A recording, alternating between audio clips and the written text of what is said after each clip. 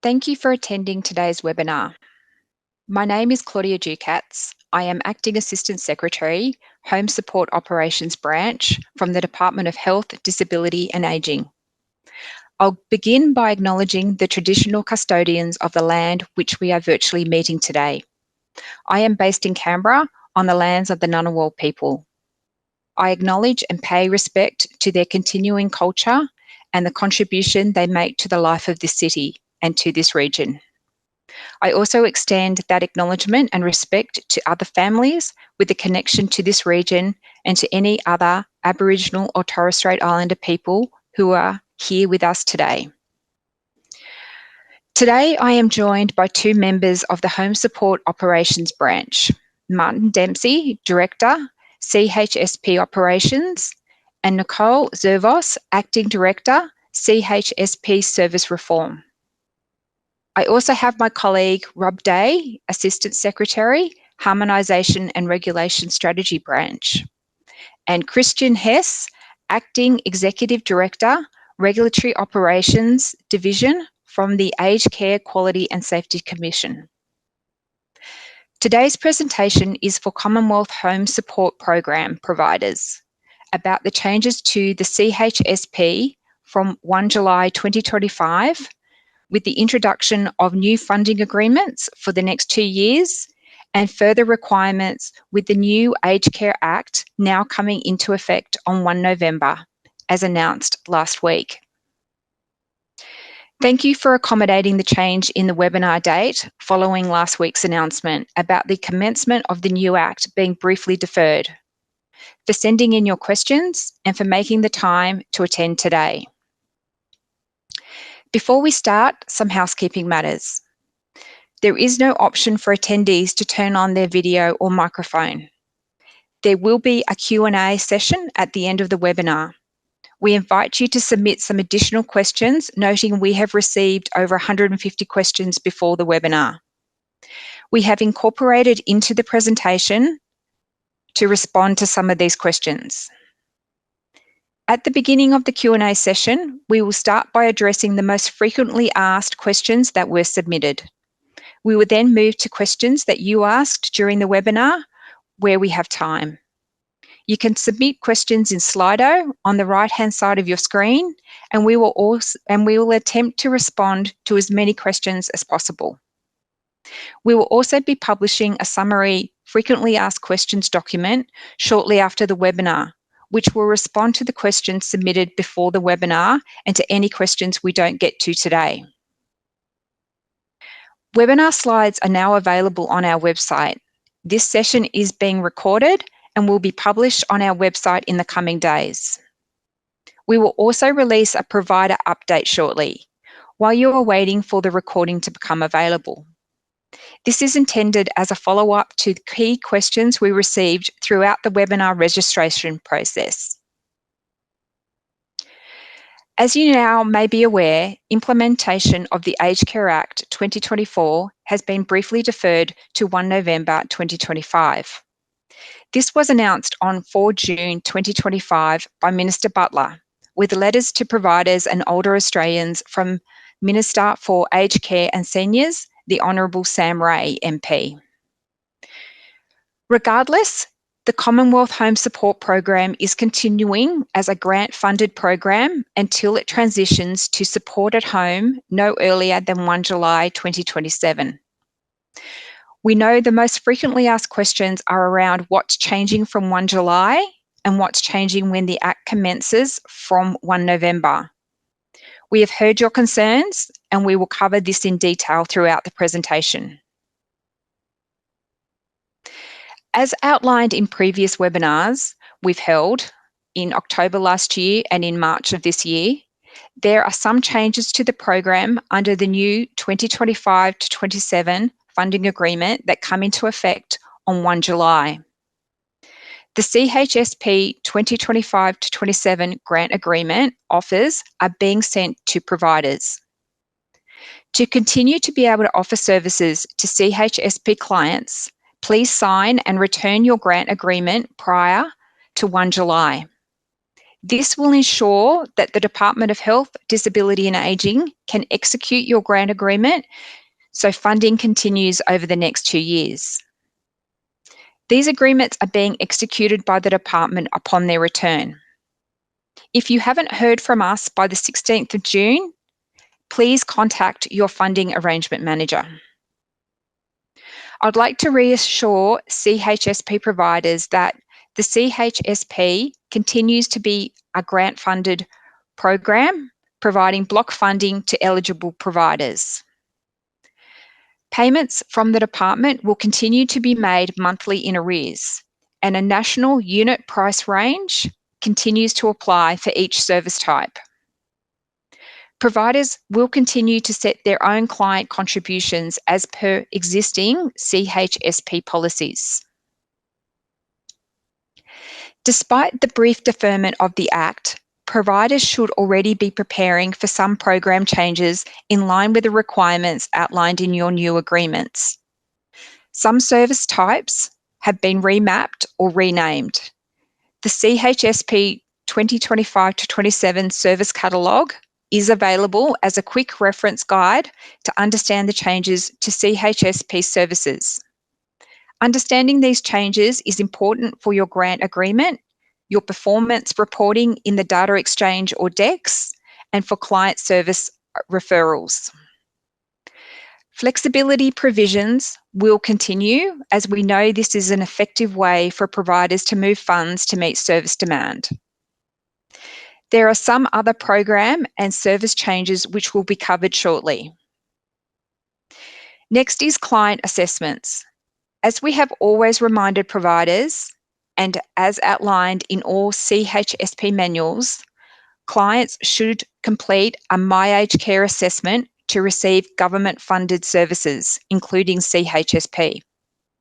To reinforce this, providers will need to collect and record their client's MyAgeCare ID in their own client management systems until the functionality to collect this information is available in the data exchange or DEX later in 2025-26.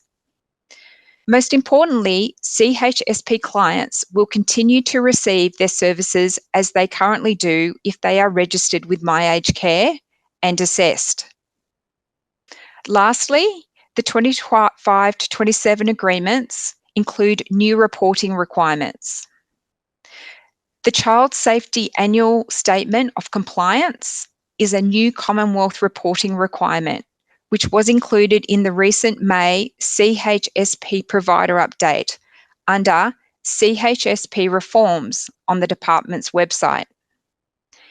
The existing annual financial declaration must also include a statement of compliance that CHSP grant funding has only been spent on assessed and eligible CHSP clients. Further information and resources about these requirements will be available shortly in another provider update and in the interim CHSP manual, which will be available by 1 July 2025. With the program changes, according to the 25-27 agreements, there are some minor adjustments in our approach towards program assurance for activities delivered from 1 July. MyAgeCare or MacID. As has always been written in the CHSP manual, only registered and assessed clients should receive government subsidised CHSP services. A new requirement is that providers will need to record clients' MacIDs against services delivered in your own client management systems. This will allow the department to assure that services are being delivered in line with the program's policies. From January 2026, this will be part of your ongoing DEX reporting requirement. From 1 July, if you haven't already been doing this, providers should start recording clients' MacIDs in your own reporting systems until this functionality becomes available in DEX. CHSP compliance review. There is ongoing contract management of CHP grants through providers' Community Grants Hub funding arrangement managers. Providers should only be delivering services that they are contracted to deliver and use funding to provide services to assessed CHSP clients. In addition, CHSP providers should already be familiar with the compliance process the department initiates annually, which looks at use of funds, service delivery, and use of flexibility across the grant. As there is a 4-month gap between changes required by the program and by the Act, we will be running a modified compliance process to account for these changes and the change in the description of service types in the new agreements. We will provide more information about the activities we will assure in the coming months. Before I hand over to my fellow presenters today, I want to remind CHSP providers that currently the obligations for CHSP providers are set out in individual agreements between the department and the provider and explained in the program manual. When the new Act commences on 1 November, there will be other changes such as additional provider obligations, which will be set out in the rules as well as in the program manual. In preparation for the Act commencement on 1 November, please consider provider regulation. The Aged Care Quality and Safety Commission will have enhanced powers under the new legislation. Providers need to be aware of these powers and their impacts when the Act commences. Provider deeming. CHSP providers will be deemed once the Act commences. Providers will need to meet the obligations as per their registration category. My Aged Care. Providers should only deliver government subsidised CHSP services to clients who are registered on My Aged Care. This is a requirement now and will continue once the Act commences. Providers should support and refer clients for an assessment as soon as possible to ensure service continuity and in preparation for the Act commencing. Service agreements. When the Act commences, all CHSP providers will be required to have in place a service agreement with their clients. These requirements largely reflect what you should already have in place with your existing clients to ensure they know the services they will be receiving and what they will be expected to contribute. We are expecting transitional arrangements to be in place for existing clients to allow providers 12 months to have a service agreement in place. All new clients will need to have a service agreement in place, however. This requirement will not commence on 1 July and will commence when the Act starts from 1 November 2025. We will provide further guidance material to support you in the lead up to 1 November. Statement of rights. Many of you have asked whether this comes into effect from 1 July under CHSP. The answer is no. This will come into effect from 1 November and further information will be available in the coming months. We will also continue to release further information as the draft rules are finalised. Finally, a few key reminders. To prepare for 1 July, be aware of key program arrangements from 1 July. New service list and descriptions about what's included and what's excluded. Collect your client MAC IDs in your own client management systems in preparation for this functionality index from January 2026. Ensure your clients are assessed to continue receiving subsidised services. What's changing from 1 November? There will be changes due to the commencement of the Act. We will support providers with guidance material in the lead up to 1 November. However, key notable changes will be the introduction of service agreements, changes to worker screening, changes to the eligibility criteria for Aboriginal and Torres Strait Islander people aged 45 to 49 years and experiencing homelessness or at risk of homelessness. provider deeming arrangements and obligations, interactions with CHSP and support at home, noting these will be detailed in the 1 November manual. Other program changes are due to the Act. These will be outlined in the provider guidance material in the coming months. That's all from me today, and I will now hand over to Martin for further details on the 2025 to 27 extension. Thanks, Claudia, and good afternoon, everyone. So my name is Martin Dempsey. I'm the Director of the CHSP Operations. Today I am going to be covering off the 2025 to 27 extension with the grant agreements, DEX changes, and some key program changes from 1 July 2025. Before I go into the details of the new agreements, I just want to do some general housekeeping matters for the current 24-25 agreement. The final payment, which is in providers' agreements for the 30th of June, is actually going to be released slightly early, so providers will start to see them coming in from the 23rd of June. As it is new agreement from 1 July, and this agreement is going to be finalising, unspent funds cannot be carried over into the new agreement. So please make sure that you're aware of that. Any unspent funds from this year will not be carried over into next year, which means that we would be recovering this through a DTI, a debtor tax invoice arrangement. As for the new 25-27 agreements, offers have started going out. Don't be concerned if you haven't received it yet. We're expecting all of them to be out by Monday next week. There are over 1,300 providers delivering services, so it does take a bit of time for them to be offered out there, but you should be seeing them, if you haven't already, by Monday next week. As mentioned in previous webinars, I'd like to highlight some of the key elements for your 25 to 27 agreements. There have been quite a few questions, and I've also seen them pop up in the Slido already that I just want to clarify. In regards to funding, CHSP continues to be block funded. It is being paid the same as it is at the moment, which is payments made at the end of the month. CHSP does continue to have its own service catalogue, noting it is changed. So there is the service catalogue on our department's website.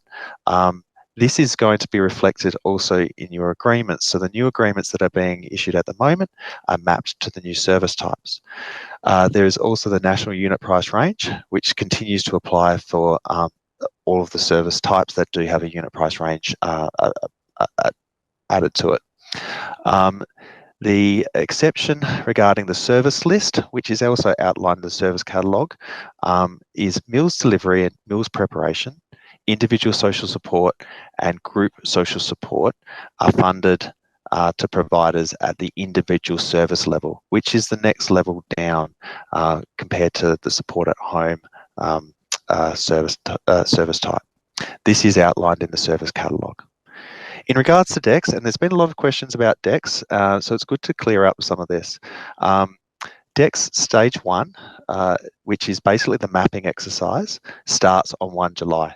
It aligns to the provider's agreements out there and what you're funded for, and then the reporting. So it starts from 1 July. The delay of the Aged Care Act doesn't impact that at all. When you go on to through the DEX online, you'll be able to actually see that you can already see the previews for the new service types in there. So I definitely recommend that you do visit the DEX sandpit arrangement. DEX from January 2026 will have the ability for providers to report their My Aged Care IDs through data uploads. What we're asking at the moment is that providers record the My Aged Care ID in your own client management system, and the ability to report it through DEX will come into effect in January, where you'll be able to then upload them.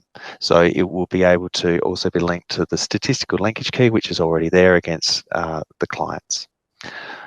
Monthly reporting and performance continues, so which has been fantastic in terms of being able to see all the services that are being provided at the moment in a regular monthly arrangement, which also allows us to be able to see the flows of when services drop and they increase as it does throughout the year.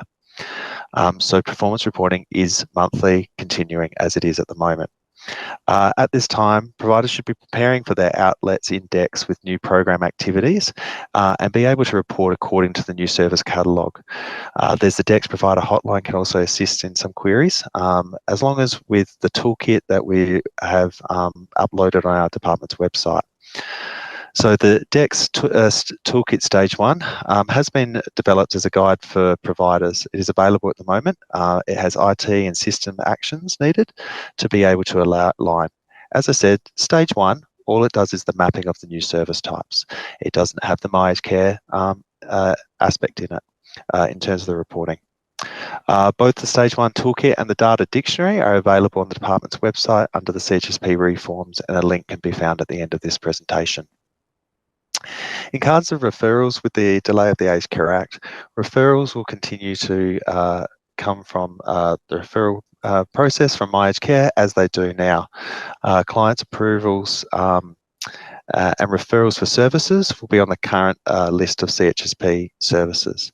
Providers will have to accept the services and are then mapped to their new contracts. For instance, home modification referrals will continue, but the contract and reporting for DEX will be under home adjustments. There's been a lot of questions about My Aged Care outlets and client transfers. We'll be posting something on our CHSP resources next week, but the department has developed a process to be able to support providers where there's been a change in provider exiting and a new provider coming in, and where there needs to be significant clients transferred from one provider to another provider. The My Aged Care Contact Centre can assist providers in the process for small client number transfers, but also where there's large provider transfers, so large number of clients that need to be done, there'll be a direct email contact for providers to assist them and walk them through the process and what is required to make sure the data is as clean as possible to be able to actually transfer, and when that can actually happen as well. And that's the agedcare@health.gov.au email address, and we will be providing that as well on our department's resource tab. In terms of your 25 to 27 grant agreements, annual indexation has been applied for the 25-26 year. We've had a lot of questions to say, why hasn't it increased in the 26-27 year? It is at the same base as the 25-26 with the indexation that's been applied. And later on, earlier in 2026, we will be advising what the indexation rate is for the 26-27, and that will automatically then be applied into your contract. As what has done previously, it's just been some time since we've had multiple year contracts in the CHSP program. There has been a number of indexation boosts that will come in, that will continue to apply in 25-26. They include the next two tranches of payment boosts for aged care enrolled and registered nurses coming into effect in October this year and August 2026, as well as the Fair Work Stage 3 boost for most aged care workers coming in from October. This is following the government's post-budget announcement related to CHSP, where previously we were doing it as a grant opportunity.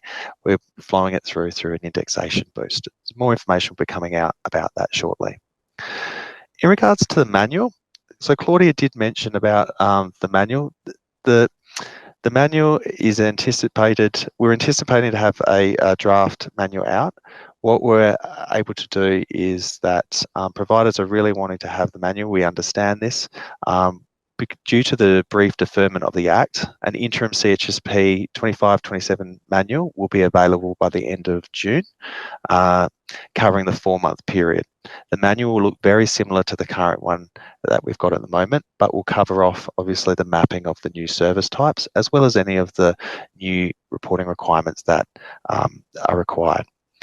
There will be also additional guidance material on program changes available shortly to provide providers with clear guidance about the program from 1 July 2025. Once the draft rules are finalised, the manual will then be updated to reflect the provider obligations and changes made based on the new Aged Care Act that will be coming into effect in November.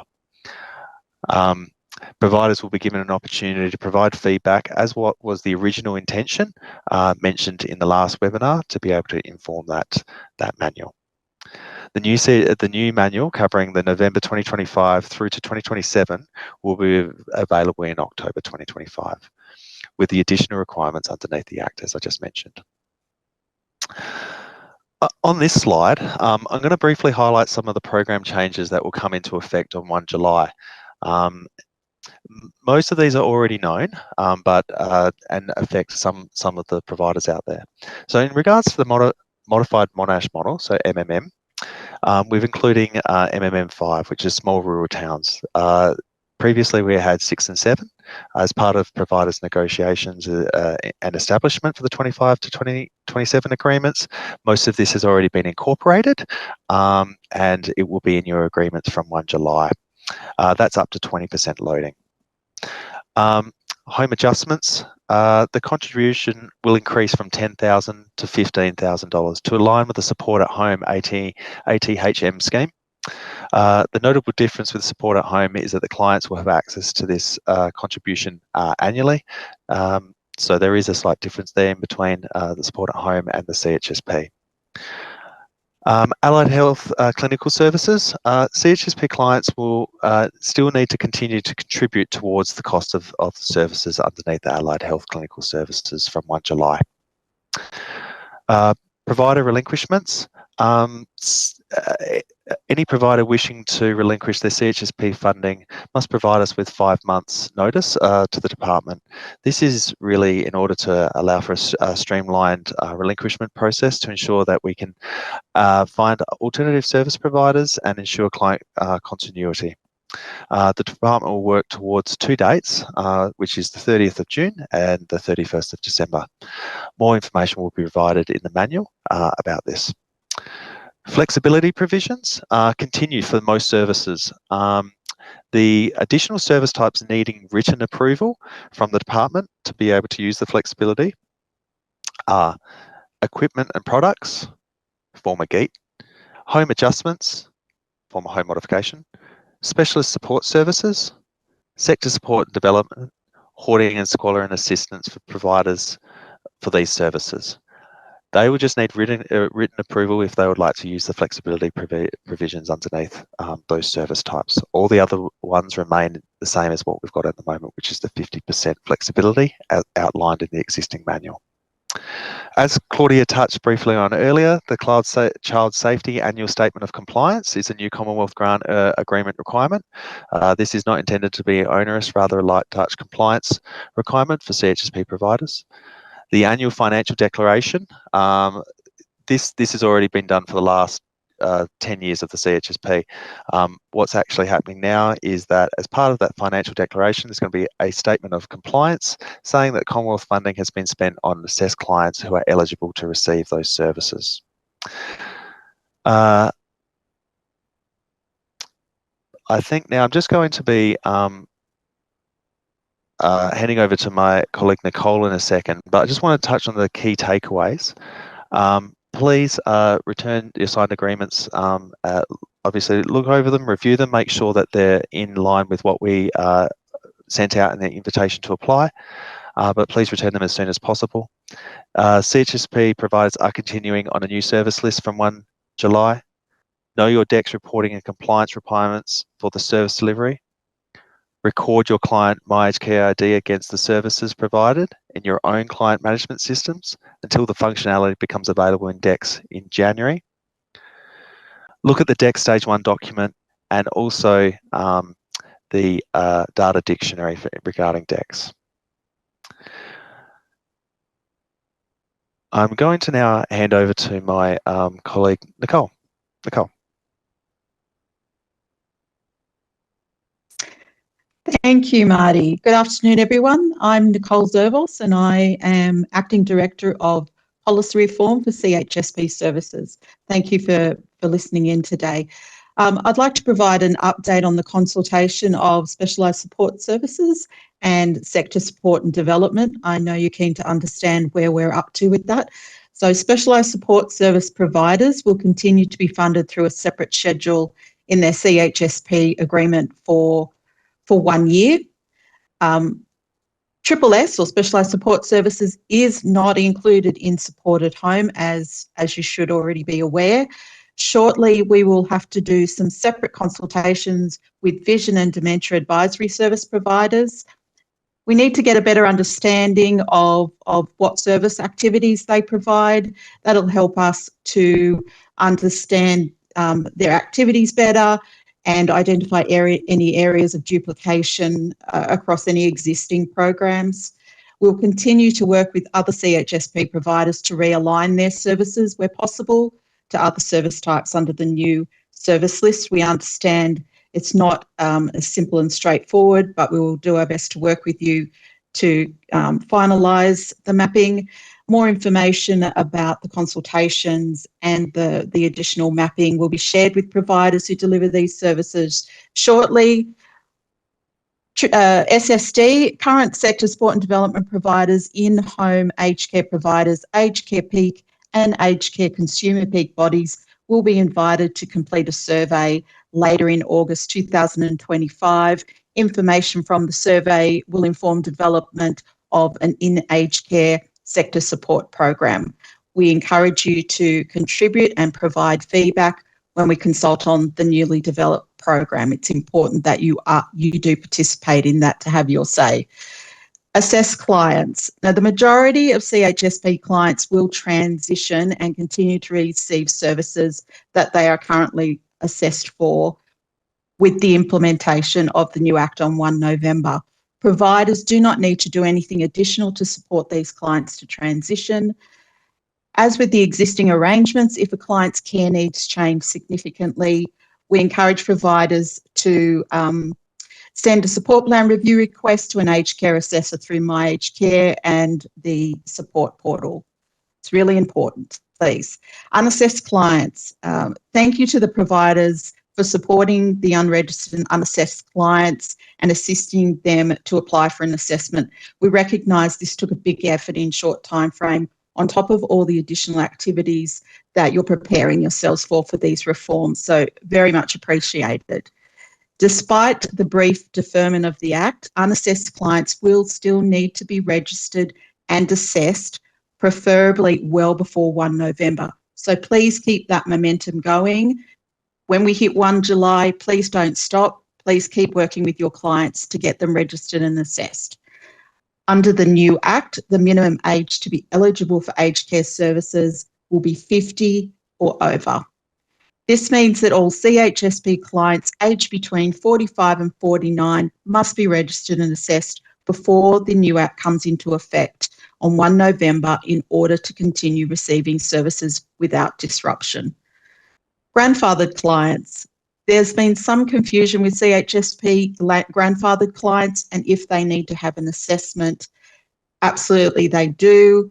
Grandfathered clients, as well as all CHSP clients, are required to have an aged care assessment to ensure they continue accessing government-funded aged care services. Grandfathered CHSP clients, as we know, were transitioning to CHSP from other aged care programs coming up to 10 years ago now. We know that most of the grandfathered clients were given an aged care ID at the time, or MAC ID, when they came into the program. But we've found that many have since not had an assessment through My Aged Care. The My Aged Care Contact Centre scripting has been updated to assist in identifying and supporting grandfathered CHSP clients to obtain an assessment. If any grandfathered clients have been unsuccessful in speaking with the contact centre about getting an assessment, we encourage the clients to please recontact the My Aged Care. So please, providers, help them to do that. We acknowledge that there are concerns about waiting periods to receive an assessment. The department is working with assessment organisations to ensure that they have capacity to undertake assessments in the lead up to 1 November 2025. For any clients who need services urgently and won't have their assessment completed by 1 November, there's always access to urgent service referrals if needed. You've also told us that some of your most vulnerable clients have additional barriers to getting an assessment. We will work with providers to support their clients in exceptional circumstances to ensure continuity of service. And we'll have more information on that in the coming months. Key messages. Providers should only be providing services to clients that have had a My Aged Care assessment. Please continue to support those clients that are unregistered and unassessed to apply for an assessment well before 1 November. I reiterate that, please. We've found that the number of unassessed and unregistered is not coming through as much as we would like. And I know assessment organisations are ready and waiting for assessments to come through to them. I'd like to now hand over to Rob for his updates on provider obligations. Rob. Thanks very much, Nicholle. Great to be here, everyone. We are running a little bit behind our schedule, so I'm going to truncate my remarks slightly.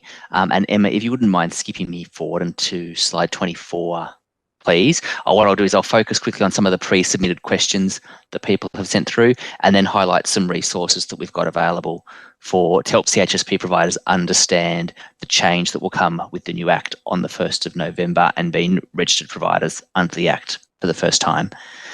So this slide will be familiar for many of you who've been part of previous webinars, but it talks about the 6 registration categories under the new Act and the way that obligations are attached to those registration categories and the service types within them, and in particular the way that the quality standards start to gradually apply as you move into the higher categories and the more complex forms of care. I particularly wanted to call out a couple of questions that have been asked in or pre-submitted for the webinar. One of those will be is around the way that quality standards apply and the audits will apply in particular for an organisation that is registered across multiple categories. And the answer there is that the obligation to meet the quality standards and the audits apply only to the service types that fall into the relevant registration categories. And so, for example, the quality standards won't apply to home maintenance services or meal services that sit in category 1, even if that provider also delivers personal care services and is registered in category 4. The audit would only apply in that situation to the personal care services that fall under category 4. We've also had some questions around the clinical governance requirements for providers who are registered in category 4, and wanted to particularly call out the note that you'll see on that slide that those clinical governance requirements only apply if your organisation delivers care management or restorative care service types. So moving on now to some of the resources that we've got available to help you, I'd really like to call out this booklet, which you can see on the screen, which is a great starting point for CHSP providers in preparation for 1 November. And it outlines the regulatory changes that will come with being a registered provider under the new Act. I think particularly helpful is on page 10, a summary table which outlines existing obligations to CHSP providers and how those obligations will look, whether they'll be new, the same, slightly different when the new Act starts on the 1st of November. So really commend that to you. We'll also post the link for that booklet in the chat for anyone who wants to access it and read it. In the next month or so, we will also be releasing a interactive online tool that will help CHSP providers and all aged care providers understand the requirements that apply to them from the Act and the rules in one place.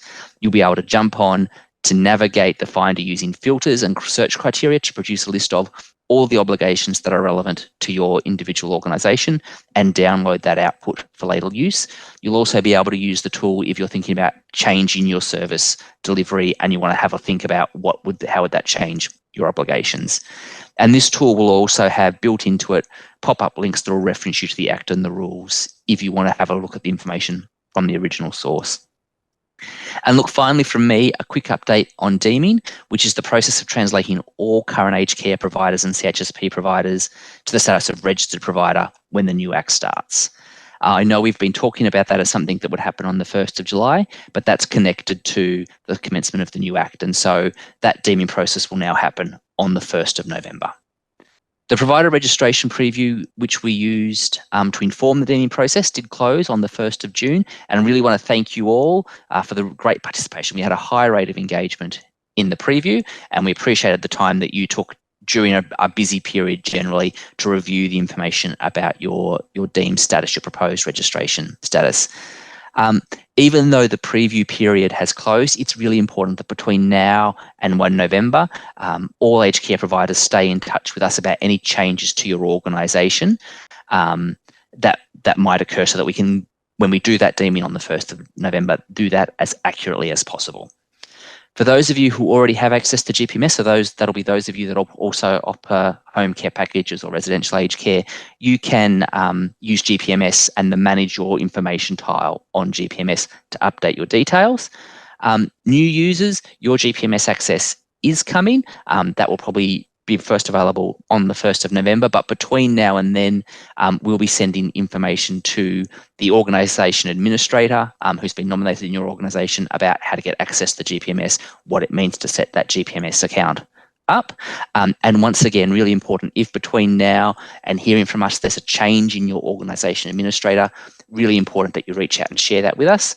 And the contact details for that are gpms.project@health.gov.au, and we'll make sure we reach out.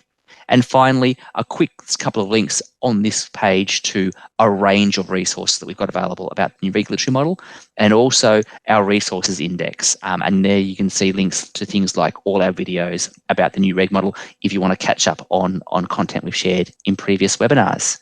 I will pause at that point. Apologies, it's been a little bit of a rapid fire update, but hopefully those resources are really useful to you and I commend them to you if you haven't seen them already. I'll now hand over to Christian Hesse from the Aged Care Quality and Safety Commission. Over to you, Christian. Brilliant. Thanks, Rob, and thanks for allowing me to join today. My name's Christian Hesse, and I'm the Acting Executive Director from the Quality Assessment Monitoring Group at the Aged Care Quality and Safety Commission. I really appreciate the opportunity to come along today and share some information about the Commission's regulatory approach. So in the next slide, you'll see from the 1st of November, the Commission will regulate the CHSP program underneath the new Aged Care Act. The Commission will also regulate the new Support at Home program, which replaces the Home Care Packages program and short-term restorative care program. Under the new regulatory model, we'll monitor CHSP and Support at Home providers to make sure they're meeting their obligations and delivering care that is high quality and safe. And our regulatory functions will monitor the compliance of providers in this program, and it'll include safeguarding older people by supervising provider performance at all times. And this includes analysing intelligence we get from serious incidents, complaints, audits, and risk-based monitoring activities. We'll register providers underneath the new provider registration system, including auditing support at home providers in categories 4 and 5 against the strengthened quality standards. We'll look to build sector capability and promote continuous improvement through sector education and engagement activities, and I'll summarise what we've already done a little bit later on. And finally, our complaints function. We expect our complaints function will be a primary means through which we identify requirements that Support at Home providers might be struggling with, and we'll be listening to what people receiving care and their families are telling us about their experience of support at home and take action where appropriate. So the registration model, underneath the new aged care regulatory model, all government-funded aged care services need to be registered by the Commission. And this is different from current processes where only some providers are approved by the Commission. Providers will apply to be registered into one or more of the 6 registration categories to stay registered. They'll need to meet their obligations and conditions of registration based on their category. When making registration decisions, we'll test the provider's suitability, capacity, and capability. And the registration will be set for a set period, usually 3 years. The Commission can change the registration of a provider because of risks to older people, and registered providers can also request to vary, revoke, or suspend their registration. And when registration is set to expire, we'll invite providers to renew their registration, and this will restart the registration cycle.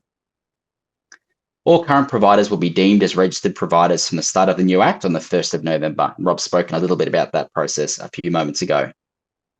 Now I'd just like to touch on the strengthened aged care quality standards. Complying with the strengthened quality standards is a condition of registration for providers in categories 4, 5, and 6. The strengthened quality standards will replace the current standards at the start of the new Aged Care Act on the 1st of November. And the strengthened quality standards is one of the key recommendations from the Royal Commission into Aged Care Quality and Safety. And it has 5 key focus areas: dementia care, governance, food and nutrition, diversity and clinical care. And they're an integral part of a rights-based approach to the new Act, where the rights of the older people are embedded throughout the standards. And very importantly, the quality standards give providers a way of reviewing and understanding their own performance and where they need to improve. Under the new model, demonstrating conformance with the strengthened quality standards is a key part of the registration and renewal process for those providers, as I mentioned, in categories 4, 5, and 6. And the standards that will apply will not be the same for all providers. and it'll depend on your registration category. Conformance with the standards is assessed through audit, and the results of that audit will help us make a registration decision.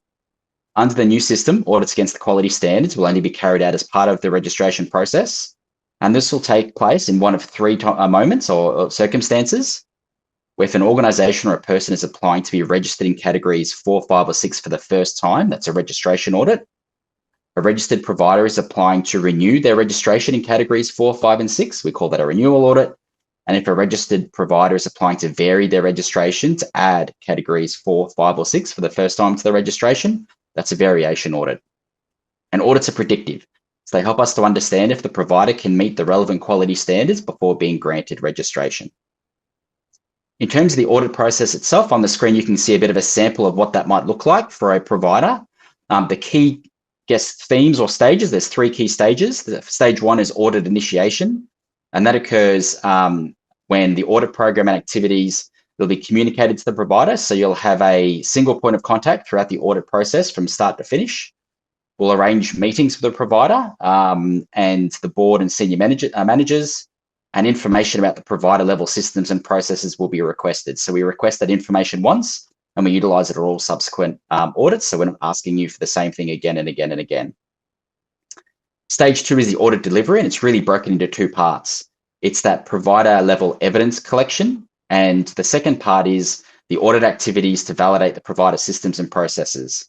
And we do that once at each category 6 residential care location, and 1 audit across a sample of category 4, 5 locations as well. And then comes the third stage. Each audit will result in a preliminary audit report, and providers will have an opportunity to respond, usually 14 days to respond to that audit report. And then you'll receive a final audit report, which considers the preliminary audit report as well as the provider's response. And all the audit reports will inform that final registration decision for the provider and the length of registration period that's provided by the Commission. In terms of supervision of the sector, the Commission's introduced the new approach called provider supervision, and we monitor all providers to identify if there may be risks or failures. And we do that by analysing mandatory reporting, complaints, reports of serious incidents, our audits, and our other regulatory actions. And all providers are allocated a supervision status, and you can see the supervision status is listed there across your screen, and they go from a risk surveillance up to active and targeted surveillance. So in terms of, from our perspective and more generally, the key benefits of the supervisory model, we get a complete picture of the sector and we understand comparatively how everyone's performing. We have improved insight and analysis. We have sector-wide risk ratings. We have more efficient internal resourcing in terms of undertaking regulatory activity where it's needed. And we have provider-specific approaches. So it's not a cookie-cutter approach for every provider.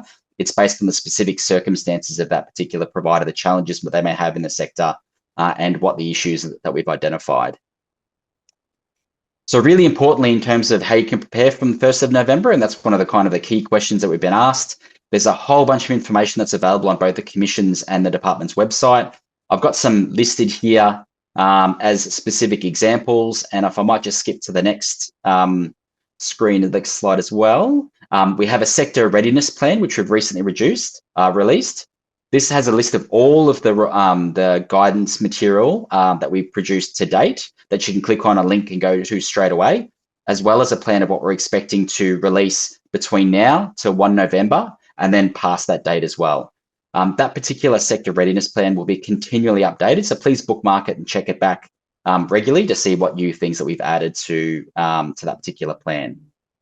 And also, if you're struggling or you're not quite sure about what components of the strength and quality standards might be suitable or required for your particular provider, if you scan this QR code, it'll take you through to a tailored online module where you can actually put in the details of your provider, what kind of services and things like that you deliver. And it'll actually then take you straight to which of the standards and obligations and things like that apply. So I highly recommend you jump on and check that out. And that's all for me today. Thanks very much for the opportunity to chat to you today. Thank you, Christian. We now move to the Q&A session. So firstly, we will answer the 5 most frequently asked questions that were submitted pre-webinar. We will then move to your questions and answer as many as we can in the time that we have. Please be assured if we don't get to the questions, we will respond and post them on our website. So the first question is, I'm going to hand over to Marty to answer. So this probably has a two-part to it. The changes to CHSP reporting index, are they effective from 1 July or are they delayed to 1 November? 1 July, not delayed. Do we need to collect MAC IDs from 1 July or from 1 November?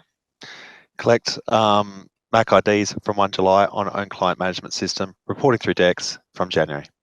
Great. When's the functionality of DEX going to be available?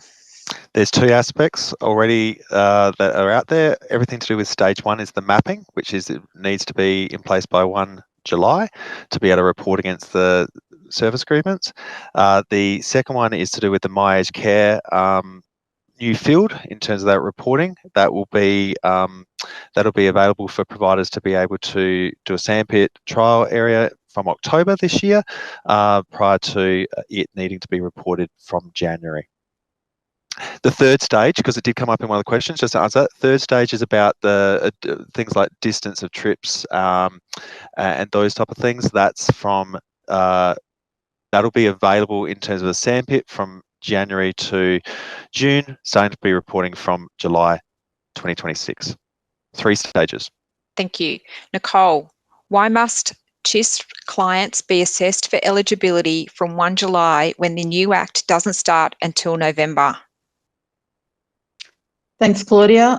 Well, as providers know, they shouldn't be providing any services to clients that are not assessed and registered with My Aged Care.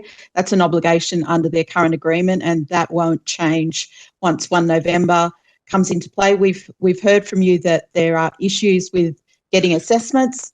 Hence, we're really pushing you to ensure that you can get your clients that you are providing services with and that haven't had their assessment yet, apply for an assessment as soon as possible, because the assessment times do vary across Australia.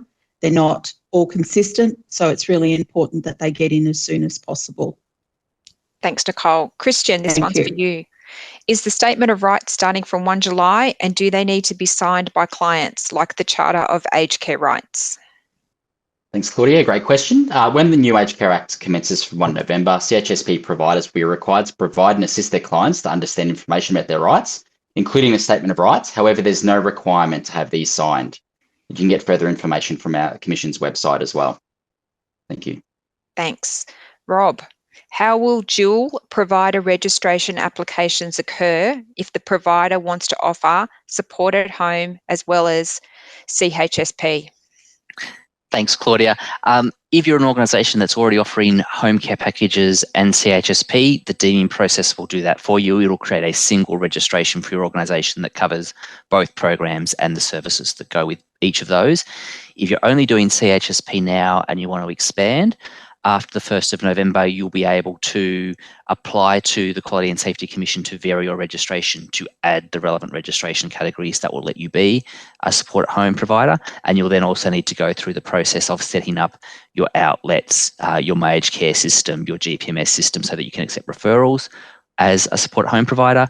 I think the critical thing you need to be aware of is in making that change as a support at home provider, you'll need to be able to meet the full range of services that your care recipients need, including at a minimum the care management functionality. So have a think about that in terms of the scope of service you need to deliver.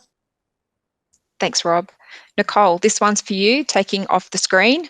We cannot provide services to assessed clients if they cannot get assessments. So what are you planning to do to allow us to deliver services within wait times well past 3 weeks?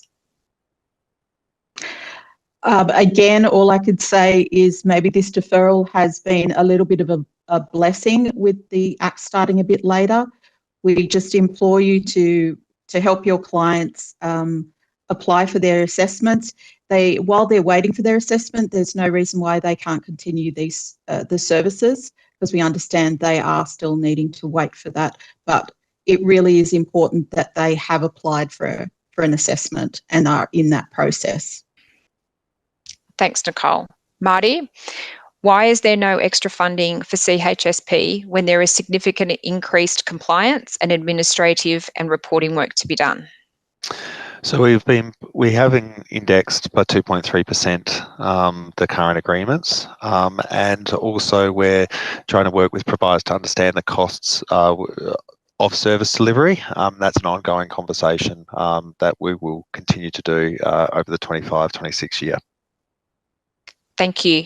Nicholle, another one for you.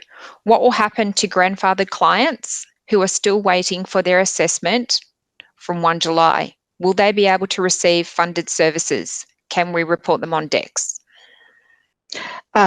Yes, as we know that the new Act won't come in until 1 November.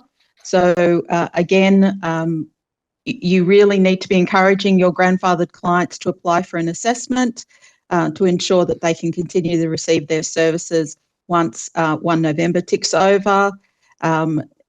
It really, unfortunately, if they are adamant that they won't be getting assessment, they will have to pay full fees for their services. But we will also be providing, we'll be sending out some notifications to providers, some fact sheets to support them with the transition of clients, and we'll be doing that very shortly following this webinar. Thanks. You have another one. How will subcontractors become associated providers under the new Act? What will be their responsibilities under the new regulatory model? That's probably one for me, Claudia. And so associated providers will be identified to the Commission in some situations by the registered provider. So there'll be certain types of associated providers that need to be reported, but there won't be a register of associated providers anyway. So they won't be deemed. It just is a legal acknowledgement of that subcontracting relationship.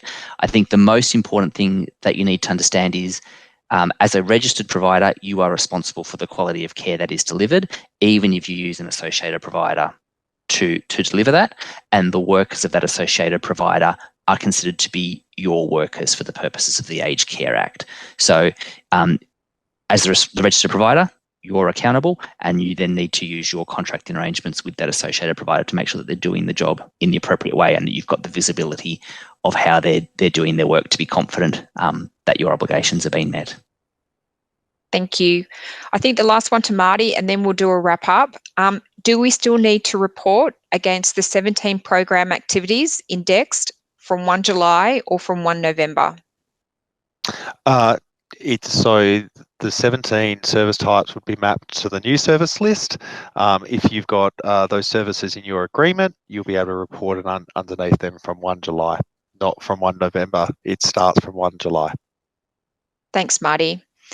Just to finish up, we encourage you to stay up to date with issues affecting aged care and subscribe to our aged care newsletters and mailing list. Please scan the QR code that you've seen on the screen, or we can supply in a moment. When the webinar finishes, a short survey will pop up on your browser. It takes about a minute to answer 4 short questions. We would appreciate it if you could take a moment to help us improve our webinars. This concludes our presentation today. Please note that a recording of this webinar will be available in the following days. Thank you.